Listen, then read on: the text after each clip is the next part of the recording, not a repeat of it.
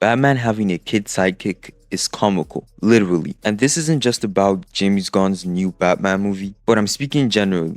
I believe the idea of Batman having a kid sidekick is meant for the comics, and maybe animation, but not live action, along with other themes. And I'll tell you the main reason why. Child endangerment. Now, what was always funny to me was the fact that Jim Gordon, or all of Gotham City in fact, would see Batman carrying a 12-year-old kid around to the worst and most violent parts of Gotham City, and they said nothing. Like, isn't there any child service? Like, you can be sure Batman and Robin are like really popular, so everyone knows. Doesn't that say something about the morality of Batman? I mean, looking at it from the lens of a curious citizen, Batman could be blackmailing the kid to work for him. He might be manipulating and grooming him.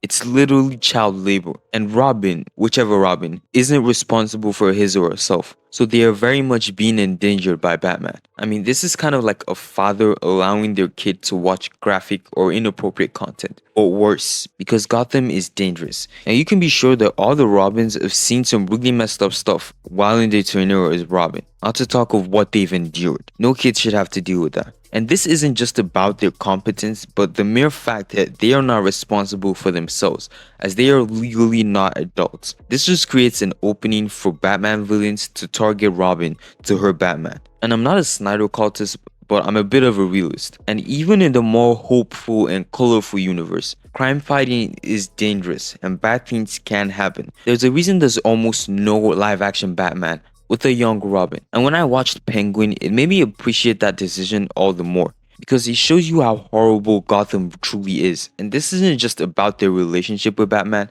I very much understand that Batman needs a Robin. And don't get me wrong, I love the concept of the Bat family. I thought it was really cool, but the fact that they were all groomed from when they were kids is what I found silly. I'll start with Dick Grayson. Dick Grayson's parents get killed and Dick wants revenge. And Batman knows what this is like and decides to adopt Dick and make him Robin. Now, Batman does train Dick brutally for about 6 months, but these things are never foolproof. Like, even Batman gets in near-death situations, so Robin undoubtedly would as well. And how confident Batman is in Dick's abilities doesn't matter. Like, it doesn't matter if the kid knows every form of martial arts. He's still a kid, physically and mentally.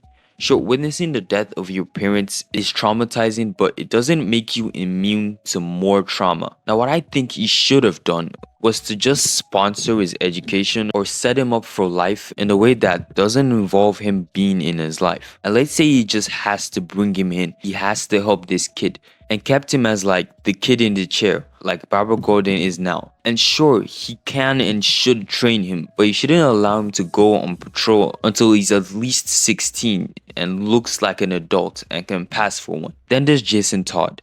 Batman caught him stealing the tire of the Batmobile and decided to adopt him, and to let him channel his anger against criminals rather than just turning into one. And what happens to Jason is the reason why allowing kids to fight crime is not a good idea.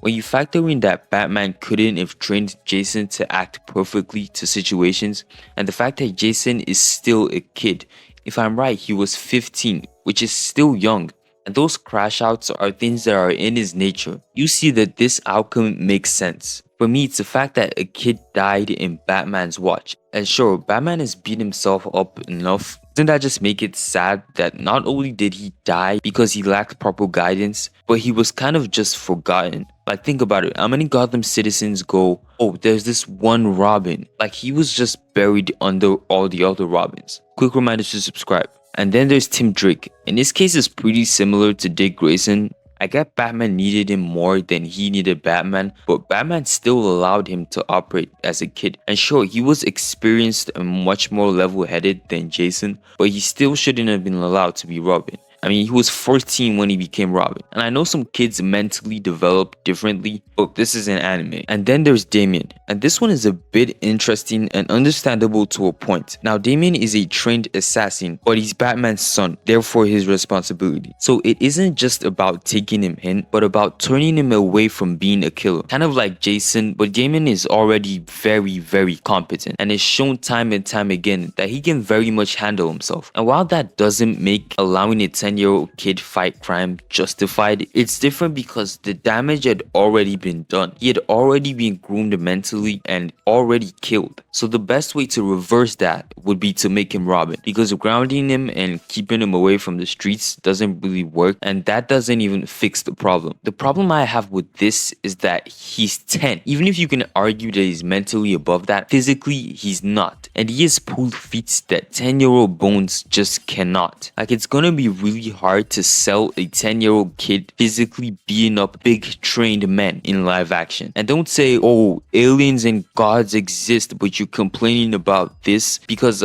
yes, I am. Superpower beings are written to be strong enough to do certain things, and sometimes they were even allowed to be stronger than the story presents, because you can't put a realistic cap on those guys. Meanwhile, you can very much put limits on what a human 10-year-old boy can do. And this reminds me of the Tomorrowverse Batman, and while I'm not the biggest fan of the Tomorrowverse, Batman's decision to not endanger a kid is 100% respectable, and I believe he made the right choice. And then there's the question of the Teen Titans, and no, I do not think a group of 14 to 16 year olds should be living alone in an isolated tower without the supervision of at least a much older team, which is where Young Justice kind of gets it right. They actually got someone who would keep an eye on the kids and live with them, and the league members would actually watch over them. And of course, they'll be sent on missions, but a squad is usually led by someone who's more mature and older. And what I see that's a good way to manage it is still never a good idea. I mean, just look at Speedy. And someone might also go, what of Spider-Man? He's a teen, but you have to remember, he passes off as a man. Most of the Spider-Man deepen their voices, and even Tom Holland Spider-Man, who was 15 years old in Homecoming, 15-year-olds do not look like this. He had Stark making sure he only went for street-level crime, since he could handle it. Plus, he's superpowered, unlike Robin. Now, as for the James Gunn's Batman Brave and the Bold movie, it looks like it's gonna be with Damien, and whether there's an existing Bat family or it's just Damien, it doesn't matter. I'm still very curious as to how they're gonna pull this off in live action. That's if he's 10. But I'm very excited for a Batman world that has supernatural elements, and contrary to popular belief, if you watch Batman animated films, then you would know that Batman and supernatural do work together. And the Batman world can be lively while keeping its essence. But yeah, I wasn't let down by Spider-Man, so I just hope it will be the same for Batman. If you made it this far into the video, consider subscribing, and yeah, thanks for watching.